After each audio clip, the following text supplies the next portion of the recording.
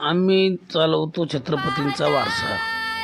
मित्रांनो नमस्कार, मी कैलास आटक आणि आपण पाहतात ब्रह्मराज ब्लॉग यूट्यूब चॅनल. मित्रांनो, आजच्या व्हिडिओमध्ये मी गोंधळी समाजाविषयी माहिती सांगत आहे, सर्वांनी ऐकून घ्या. गोंधळी समाज हा शिवकालीन पत्रकार मनोरंजन करत करत शत्रूच्या गोटामध्ये जायचं, शत्रूच्या गोटातले बित्तम बातमी राजांना या कलेच्या माध्यमातून द्यायची, आणि हेच महत्त्वाचं शिवकार्य गोंधळी समाजाने केलेलं आहे. छत्रपतींनी घालून दिलेला पायंडा आजही गोंधळी समाज काही ठिकाणी अविरतपणे चालू त्यांनी ठेवलेला आहे. तसं पाहता मित्रांनो, मीही एक छत्रपती शिवाजी महाराजांचा पाईकच आहे.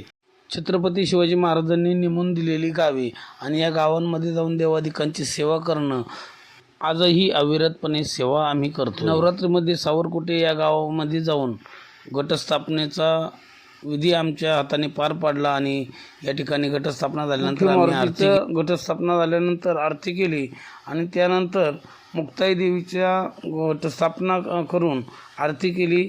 त्यानंतर रोंगट्या आळीतील भैरवनाथांची आरती, त्यानंतर वज्रेश्वरी मातेची आरती करून संपूर्ण गावामध्ये आम्ही प्रत्येक घरी आरती. शिवकालापासून पिढ्यानपिढ्या ही सेवा आमच्या घराण्याने आजपर्यंत चालू ठेवली आहे. हा वारसा आम्ही सातत्यानं चालू ठेवणार आहोत.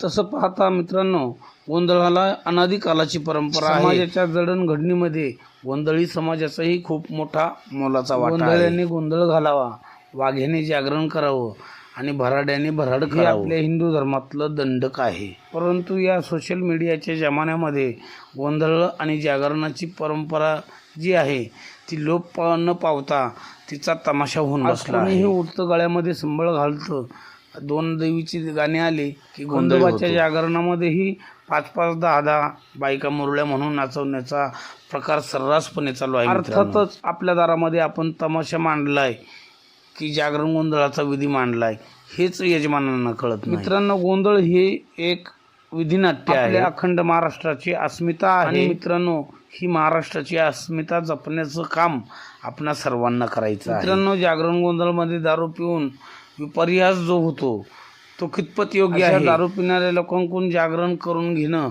योग्य आहे का? महाराष्ट्राची अस्मिता मित्रांनो आपल्या सर्वांना मिळून जपायची आहे, परंतु ही कशी जपली पाहिजे नक्कीच प्रत्येकानं कमेंट करून नक्कीच सांगा, म्हणजे आपल्याला पुढचा मार्ग अवलंब करता येईल.